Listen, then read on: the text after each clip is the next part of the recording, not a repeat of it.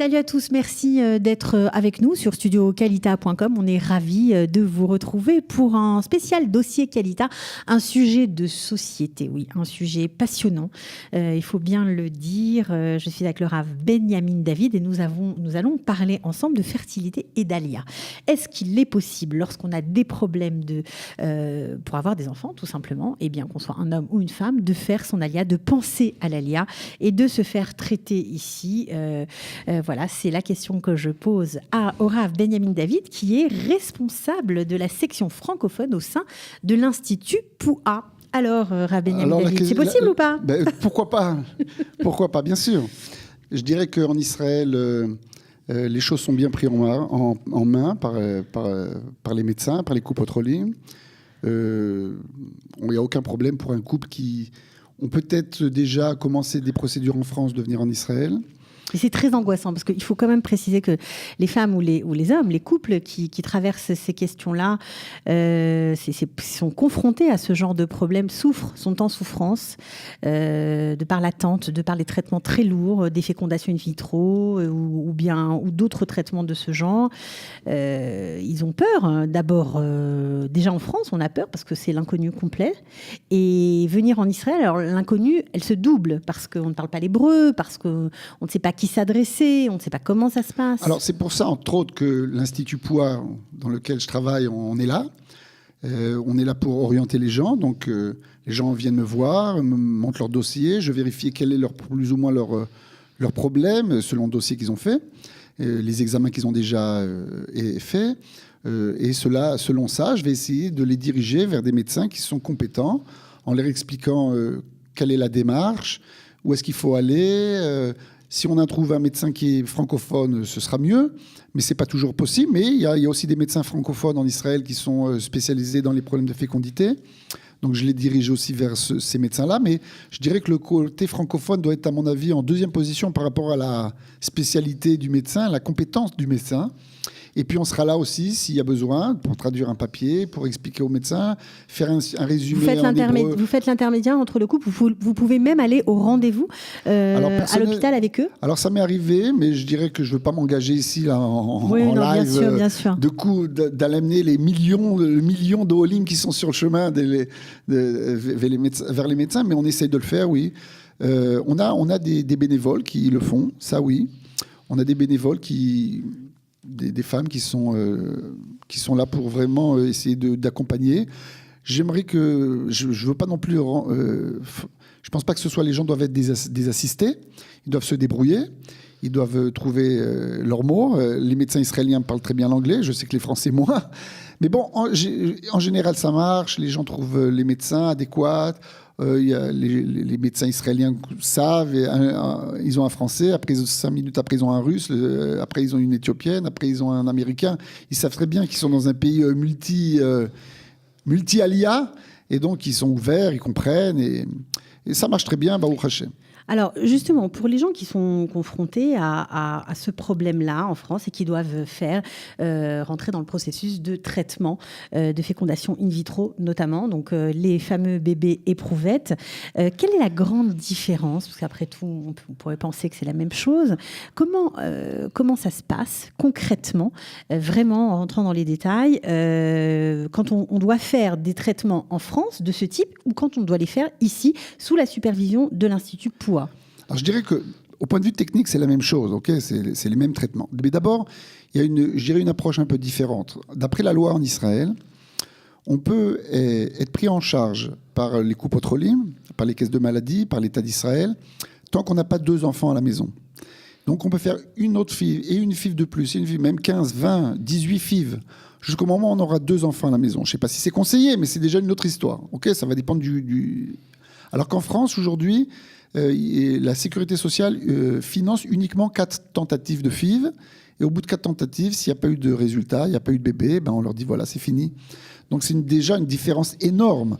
Si on parle d'un couple qui s'est marié, qui ont 20 ans et qu'ils ont fait 4 tentatives, d'ailleurs c'est tout. Qu'est-ce qu'ils vont faire? Acheter un poisson rouge? C'est quelque chose d'impensable. En Israël, Bien sûr, on leur dira, on va continuer, on va continuer, on va continuer. Alors, il va falloir vérifier, encore une fois, chaque dossier, pourquoi ça n'a pas marché, etc. Mais déjà, on n'est pas... Je vois les gens de France, après, quand ils arrivent à la 3e, 4e tentative, ils sont dans une pression psychologique énorme. Alors qu'ici, bon, ils sont aussi toujours dans une pression psychologique, bien sûr, parce qu'ils veulent avoir un enfant. Mais pas sur le côté financier, aspect financier... Ça veut dire que ces traitements qui sont lourds et qui sont très chers, lorsqu'on est Olé Khadash, qu'on n'a pas d'enfant, ils sont pris en charge par les Coupotrolim, par l'assurance maladie. Oui, c'est pris en charge. Voilà, la loi israélienne est comme ça. C'est pris en charge par la Coupotrolim. Les deux premiers enfants, il y a toujours une participation au niveau minimum, au niveau des piqûres, etc., des médicaments, parce qu'en Israël, les médicaments, pas tous les médicaments sont pris en charge, mais c'est vraiment des petites sommes. Okay.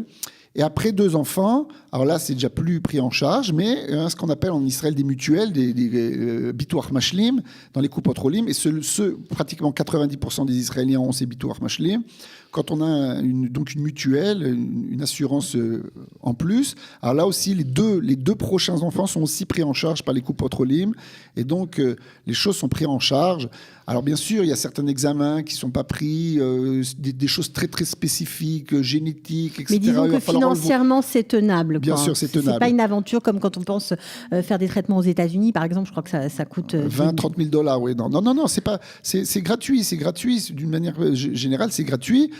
Alors bien sûr, il y a toujours 2 filières, mais même elle existe aussi en France. Est-ce qu'on veut passer par le médecin de la Coupotrolim ou le médecin de l'hôpital, ou on veut un médecin en privé avec tous les actes en privé, etc. Donc ça, ce sera aussi, ça coûtera de l'argent, mais ça c'est déjà un choix personnel. Et qui n'est pas toujours le bon choix d'ailleurs, mais c'est un choix personnel. Et puis il faut savoir aussi que ceux qui ont un bitoach mashlim, comme j'ai dit aujourd'hui, tout à l'heure, une mutuelle, alors même le médecin en privé, une partie sera prise en charge, etc. Donc le côté financier ne doit pas être le frein pour faire son alia, pour venir en Israël. Il y a des solutions ici, parce qu'il y a des solutions, elles sont prévues d'ores et déjà. Voilà. Alors justement, pour les gens qui nous écoutent peut-être, qui sont arrivés après 4 tentatives de fécondation in vitro qui n'ont pas marché, qui ont échoué en France, ils peuvent faire leur alia et espérer devenir parents ici, puisqu'ils peuvent recommencer des traitements sans aucun problème.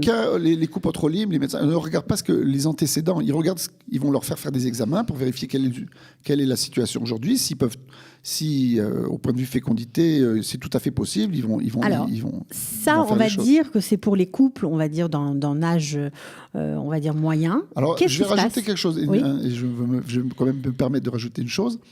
C'est qu'à l'Institut Poix, vous m'avez demandé quelle est la spécificité d'Israël. Donc à l'Institut Poix, on a rajouté sur ces traitements une surveillance rabbinique. Voilà, c'est de ça dont je voulais parler également. Donc on a des femmes on a à peu près 60 femmes qui travaillent pour nous en Israël, qui sont présentes dans les laboratoires et qui vérifient toutes les manipulations de gamètes, c'est-à-dire les ovocytes, les spermatozoïdes, les embryons. On a du matériel médical qui appartient à l'Institut Poix, où il s'est mis dans l'hôpital, à part pour que ça veut dire que lorsqu'une femme arrive pour se faire réimplanter, on va dire, un embryon, c'est-à-dire un embryon fécondé avec le sperme de son mari, ces femmes-là qui travaillent pour l'Institut Poix vérifient que cet embryon est bien le leur plutôt, et pas l'embryon d'une autre femme. Bien sûr. Parce que c'est arrivé dans d'autres... Parce que c'est arrivé et en Israël et dans d'autres pays du monde. Bien sûr. Okay. C'est connu d'avoir... Bien sûr, mais il faut quand même préciser... Au moins pour la France et pour Israël, que c'est des choses très rares. Les médecins sont sérieux, les biologistes sont très sérieux, ils ont très peur de ça, bien sûr. Ouais. Mais une erreur est possible. Et puis une erreur de manipulation, ça veut dire tout simplement. Surtout, c'est un besoin, je dirais, ilchatique. Les rabbins ont dit on a besoin d'une traçabilité. Excusez-moi, on a besoin d'une traçabilité. On veut savoir vraiment d'une manière claire que c'est vraiment le fils de Monsieur Cohen, si son fils est Cohen, on a besoin de le savoir, etc. Pas d'erreur. Voilà, donc ce système a été mis en place en Israël. J'ai mis ce système aussi en place en France, mais c'est vraiment dans vraiment quelques unités. C'est pas quelque chose qui s'est développé. Aussi aux États-Unis, on a ce système en Ukraine, en Tchéquie, dans différents pays, mais vraiment le pays de la surveillance rabbinique, c'est Israël. Okay. Juste une question. Dans tous les hôpitaux israéliens de Tzfat jusqu'à Beersheva, partout. D'accord. Alors, une question pour terminer. Là, on va dire que les traitements de fécondation in vitro, pour des femmes, on va dire jusqu'à 40 ans, 42, 43, je ne sais pas jusqu'à quel âge ça marche, en tout cas en Israël, qu'est-ce qui se passe après pour des femmes qui n'ont plus d'ovocytes, par exemple? Alors, il faut savoir que la loi encore... peuvent tomber enceintes et comment? Il faut savoir que la loi israélienne, déjà donne une possibilité de faire des traitements de fécondité jusqu'à l'âge de 45 ans. Alors qu'en France, 41, 42 ans, c'est terminé. Fini. OK. La vérité, c'est que les Français ont raison d'une certaine manière parce que les chances de réussite à 41, 42, 43, elles sont minimes. Mais elles ne sont pas à zéro. Et souvent, les gens me disent, c'est pas au médecin de décider, c'est à Kadosh Baruch Hu. C'est lui qui descend les neshamot, c'est lui qui descend les âmes, c'est lui qui décidera. Donc les gens ne perdent pas espoir, ils se battent vraiment et encore.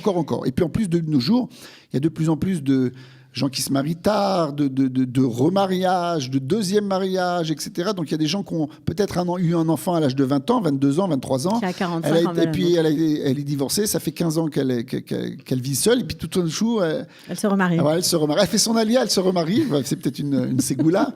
Et puis voilà, donc elle veut avoir un enfant avec son nouveau mari. Peut-être que lui n'a jamais eu d'enfant. Okay, donc elle veut... Alors, donc d'abord en Israël, on va pas leur dire, mesdames... D'accord, allez voir ailleurs. On les prendra en compte. Alors, si vraiment il n'y a aucune possibilité, il existe une filière de dons d'ovocytes en Israël, d'ailleurs qui est interdit en France. Il existe en Israël une filière de mères porteuses, qui est aussi interdite en France, qu'on appelle la GPA, la gestation pour autrui, c'est interdit en France.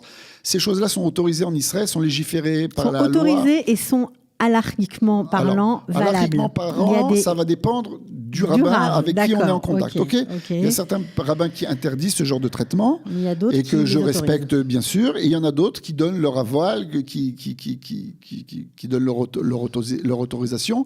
Et certains rabbins auront certaines conditions et d'autres. Okay. Mais disons que c'est tout à fait c'est quelque chose possible. de tout à fait gérable. En Israël, on peut faire ce genre de traitement jusqu'à l'âge de 54 ans. OK. C'est pas pris en charge par les Petrolim, mais encore une fois, ceux qui ont des mutuelles, ils ont certaines. Ça coûte cher ? Ça coûte assez cher, pas énormément, parce que, par exemple, un don d'ovocytes en Israël, ça coûte 24 000 shekels. Dans certains, on a réussi à l'Institut Poua de faire baisser les prix, justement. Ça fait aussi partie de notre rôle. Mais vous faites tout, vous êtes formidable. Non, mais on essaie d'aider les gens. Le but, c'est d'aider les gens, donc de faire baisser les prix au maximum, sans avoir ce qui est d'influence sur la qualité du médical, ok, de faire baisser les prix. Et puis les gens, alors que ça 24 000 shekels, disons entre 24 000 et 30 000 shekels, et une personne qui a une mutuelle va recevoir en contrepartie un remboursement d'à peu près 10 000 shekels. Donc c'est presque 50%. Voilà. Donc c'est des grosses sommes, bien sûr, surtout quand on est au Hadash, ok. Mais c'est par rapport aux États-Unis ou d'autres pays, c'est abordable. Alors Benjamin David, il y a Rav Benjamin David, pardon, il y a de l'espoir en tout cas pour ces hommes et ces femmes qui essaient de devenir parents. Donc il faut savoir aussi qu'il y a des choses qui sont très développées en Israël, moins en France, par exemple, et en Europe. Ce qu'on appelle le diagnostic préimplantatoire, des vérifications génétiques sur les embryons. Tout à fait. Pour vous donner une image, en France, il y a 3 grands centres où on fait du diagnostic préimplantatoire. Il y en a un à Paris, un à Strasbourg et un à Montpellier. Hier, j'ai parlé avec un couple qui m'ont dit qu'il y a 18 mois d'attente pour pouvoir accéder à un diagnostic préimplantatoire. Lorsqu'on parle d'une famille qui a une maladie génétique et ils veulent éviter la transmission d'une maladie génétique chez un enfant. En Israël, il y a 8 ou 9 centres, okay, pour un pays qui est 10 fois plus petit. Donc 8 ou 900 disséminés dans le pays. Tout Israël. C'est pris en charge par les copatrolés, mais il n'y a pratiquement pas de temps d'attente. Bon, il y a des dossiers à faire, il y a des vérifications, etc. Mais ça fonctionne très rapidement et ça marche. Voilà. Alors, on espère, si vous nous écoutez, vous qui êtes peut-être en France, en Suisse, en Belgique ou ailleurs, à travers le monde, si vous êtes francophone, si vous pensiez à l'ALIA, mais que vos problèmes on va dire, de fertilité, de fécondité, faisait que vous aviez mis un petit peu de côté cet alia prévu pour vous. Eh bien, j'espère que le Rav Benjamin David vous a donné un peu d'espoir, vous a peut-être fait changer d'avis. Est-ce qu'il y a un numéro de téléphone où on peut vous contacter? Parce que sûrement, vous allez avoir des questions. Voilà, parce que... Alors, on a bien sûr un numéro de téléphone en Israël, 651 50 50, c'est 02 Jérusalem, 651 50 50. On a un site internet, on peut m'envoyer des mails. Alors, le site internet www.pouah.org.il. Un site un peu pourri, vieux depuis très longtemps, mais on est en train justement de le remettre en place ces derniers jours. Bon, en tout cas, ça marche. Vous pouvez en tout cas y aller, vos contacts dessus, on peut vous écrire. Pas de problème. Et puis on a un contact à Paris, une dame merveilleuse qui s'appelle Madame Janine Bérébi, Sarah Bérébi, qui s'occupe, qui est à l'écoute, qui répond aux questions. Et voilà, on peut aussi la trouver facilement sur le site internet. Voilà. Merci beaucoup, Rav Benjamin David, d'être venu. J'espère que cette intervention de ce matin aura aidé des gens, voilà, et aura peut-être fait baisser la pression, on va dire. Ce sera déjà pas mal. Ce sera très important dans ce genre de traitement. Voilà. Et puis, comme on dit en Israël, en Israël, on dit souvent, d'ailleurs, je l'ai souvent entendu dire, il est l'âge d'avoir des enfants tant qu'on n'en a pas. On est d'accord. Si Avraham Avinu et Sarah, ils ont eu ça à l'âge de 80, voilà, donc Bon, toute raison gardée, bien sûr, mais enfin, c'est ce qu'on dit ici. Voilà, merci beaucoup d'être venu et à très bientôt. À bientôt. Au revoir. Shalom.